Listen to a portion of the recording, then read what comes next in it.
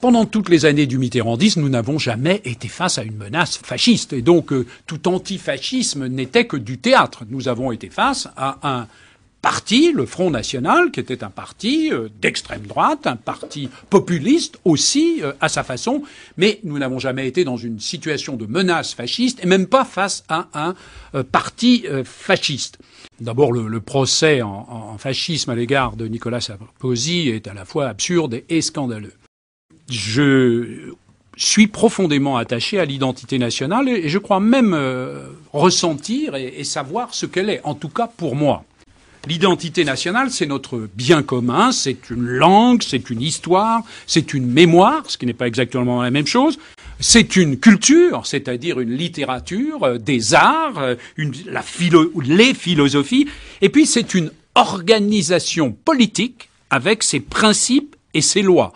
Quand on vit en France, j'ajouterais à l'identité nationale que c'est aussi un art de vivre. Peut-être que cette identité nationale. Oui. Et donc, cette identité, cette nation, je crois profondément que les nations existent et existent encore. Et en France, ce qui est frappant, c'est que nous sommes à la fois attachés à la multiplicité des expressions qui font notre nation et à la singularité de notre propre nation. Et donc, ce que je me dis, c'est que s'il y a aujourd'hui une crise de l'identité à travers notamment des institutions qui l'exprimaient, la représentaient, c'est peut-être parce qu'il y a une crise de la tradition, qu'il y a une crise de la transmission.